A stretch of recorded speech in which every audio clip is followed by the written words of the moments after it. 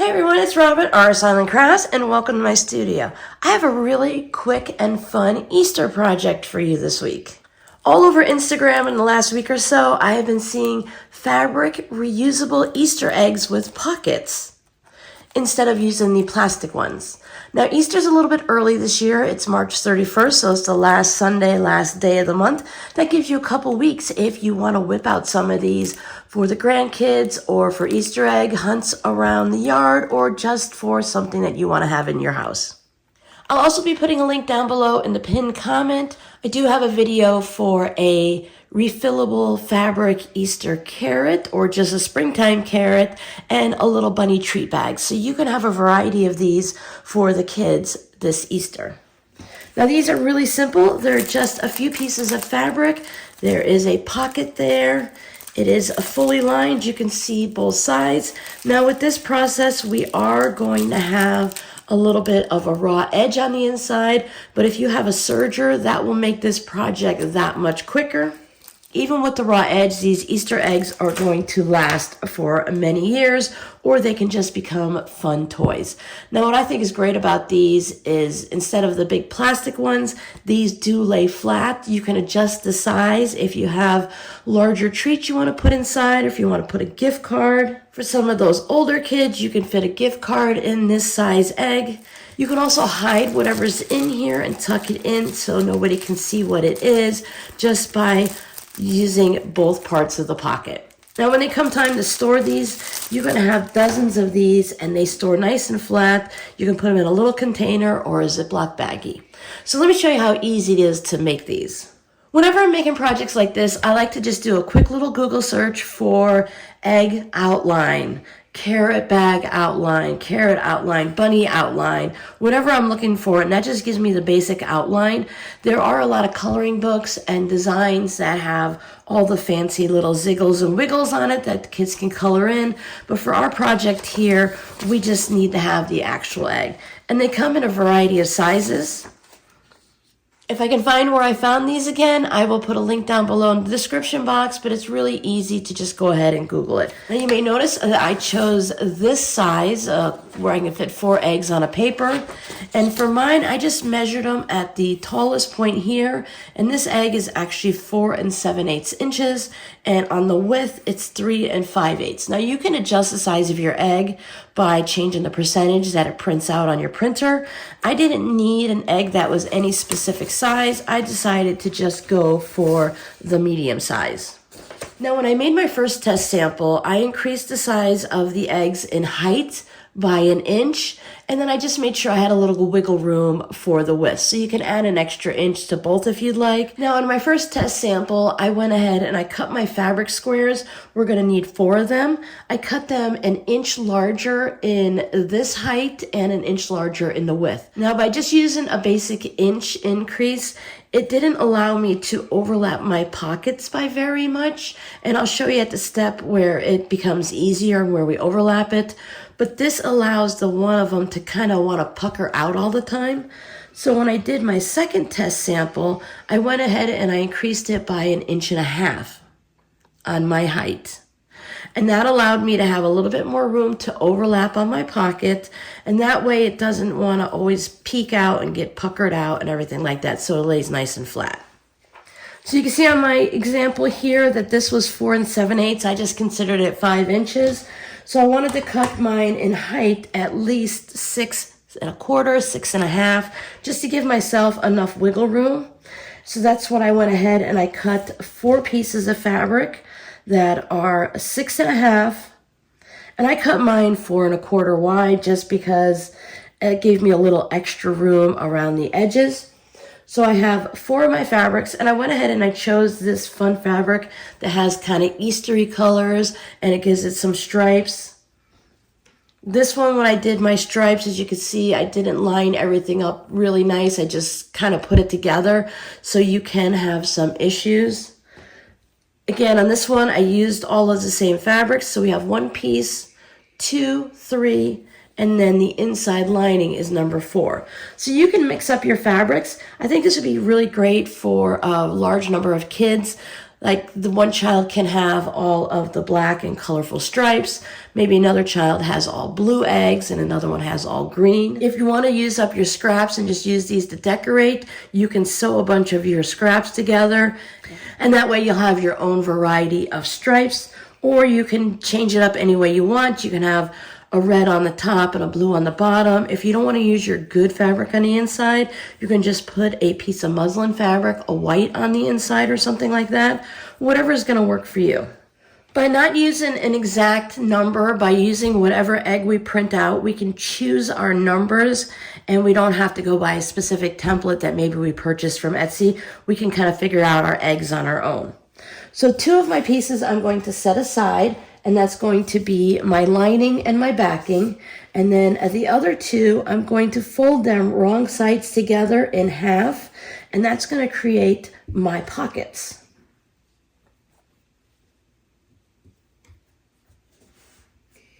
Now what I want to do is I want to take these over to my sewing machine, and about 1/4 of an inch from this folded edge, I want to stitch a line down, and that's just going to add a little bit of strength to our egg pocket here because it's going to be getting a lot of use opening and closing, putting things in. So that just gives it that nice little look to it, and it adds a little strength to it. Now you can use some of those fancy stitches on your sewing machine and put something fun on here. You can add a piece of rickrack if you want to decorate your eggs, a piece of ribbon, whatever works for you. But I'm just going to use a simple stitch at the 2.0 stitch length, about 1/4 of an inch, and I'm going to stitch down both of these bits. Now I don't worry about back stitching at the beginning or the end because this is going to be outside the egg and it's eventually going to get cut off. An exact perfect 1/4 inch doesn't really matter. You can just line it up somewhere on the side of your foot of your machine.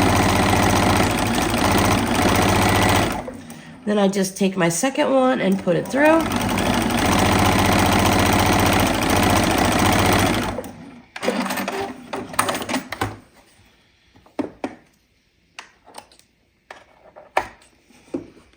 Now these eggs are just made out of fabric. If you want something a little sturdier, longer lasting, maybe you're just making a couple of these for decorations and you want to have like a quilted piece, you could put some lightweight interfacing on your pockets before you fold them and stitch it across the top.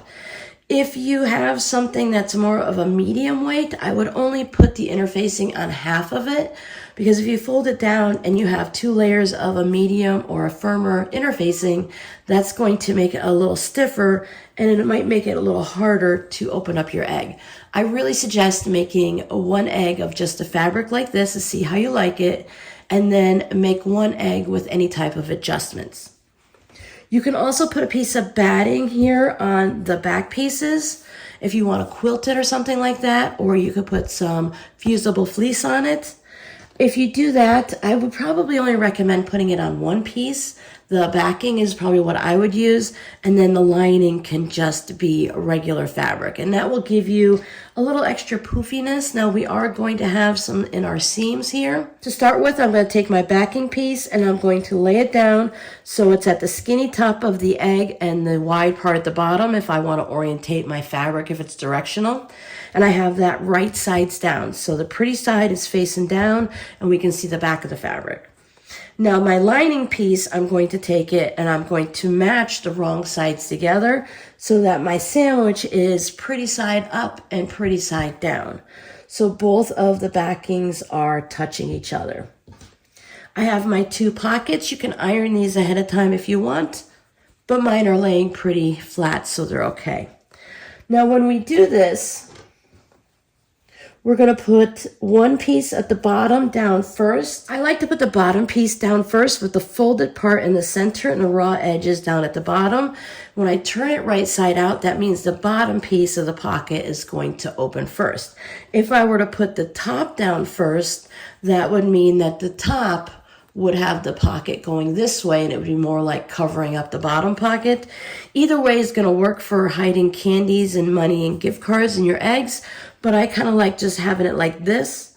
So if I want to put something in here like maybe a Hershey bar or something, I can leave it at a place setting for Easter dinner, and I can have the silverware tucked in here, a napkin, or a nice piece of candy, and it'll sit nicely like that.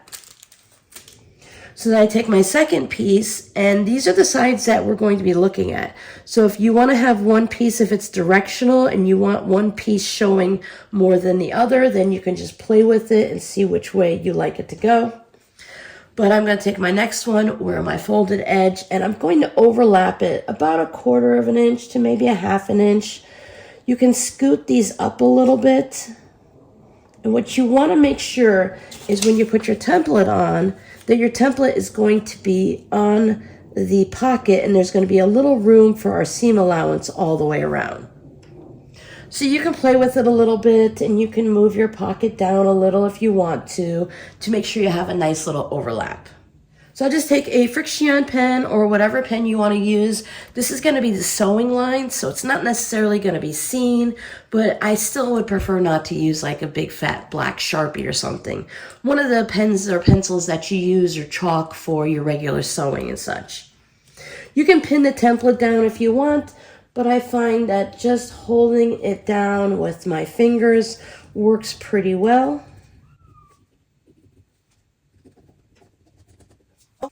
So I have my nice sewing line going around there, and I do like to put a couple pins in it just to hold all the layers together. While we're sewing, it would be really easy for everything to shift.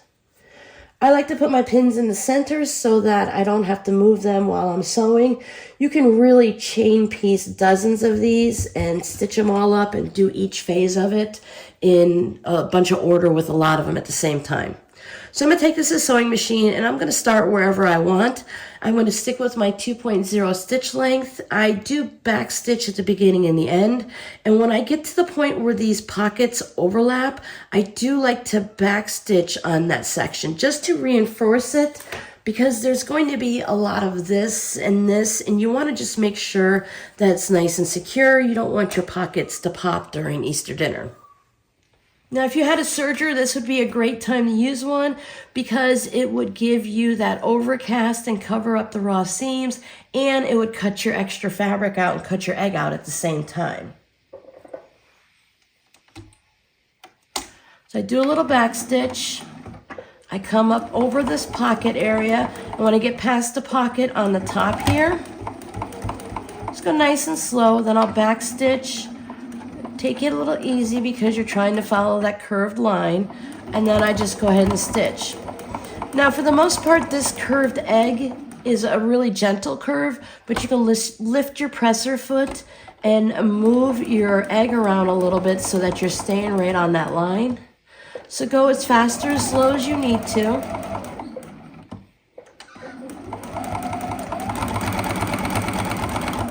Whatever you do on sewing this egg, that's what's going to give you your shape. So if you get a little wobbly and you get off of it, your egg might have a little flat spot on the side. But to be honest with you, most people are not going to notice. So just go nice and easy and follow your markings. And again, when you get back to this side, then just back stitch over your pocket flaps.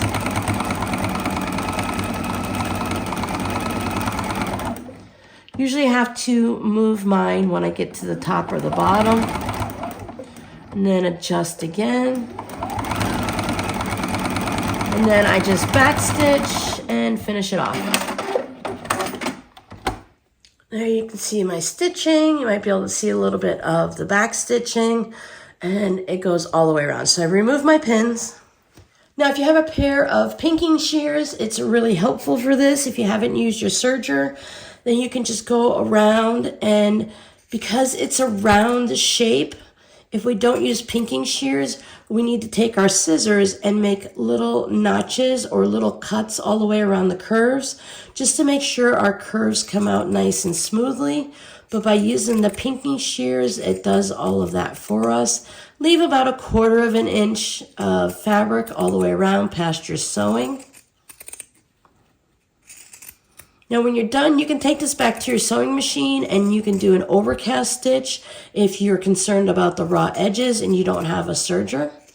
But I find for just these eggs, it's such a simple project that's only going to be used for a short amount of time. I'm not really worried about the edges fraying or anything like that.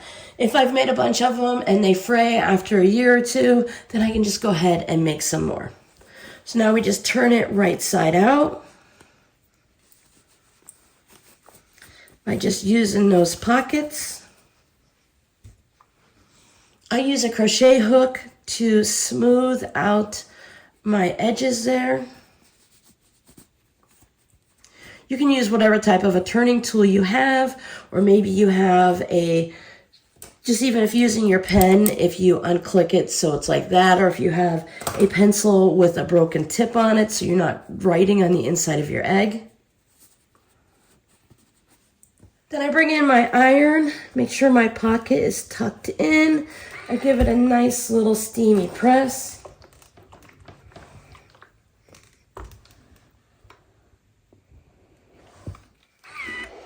And then if you have a wooden clapper or just a thick piece of wood or even a book or something, you can set it on it and that will help everything sit nice and flat. And then once you're done, you have a nice little egg with that little pocket. You have fabric on the inside, so it's lined, so it looks nice on the inside. And again, you do have that little bit of a raw edge, but it's really tucked in there nicely. Now, if you want, you can go about 1/4 of an inch past this edge here and do a stitch all the way around, and that would encase most of your raw edge, and then you wouldn't have to worry about it fraying. But again, it's just a little quick Easter egg. I think it would be really great sitting at a place setting, or you can tuck everything inside the pocket. So whatever's inside of there is a secret until everyone opens them up. You can fit a lot of things in this egg. You could put the jelly beans in here still, or if you want, you could just put wrapped candy. They have the little single servings of like 10 or 15 jelly beans in it. You could put the gummy snacks, the little small chocolate bars. You could put Matchbox cards in it, and as I said, gift cards or money for some of the older children that don't really want to do an Easter egg hunt. So I think these reusable fabric Easter eggs with a pocket is a great idea to use for such a variety of reasons during this time of year. You can add initials to the eggs or just use them with different fabrics and different colors so everyone knows who's whose, or just have a total wild and crazy free-for-all. If you want, you can put some glow sticks on the inside and maybe you can use them at night that way. Tuck it in right here so the glow stick sticks out.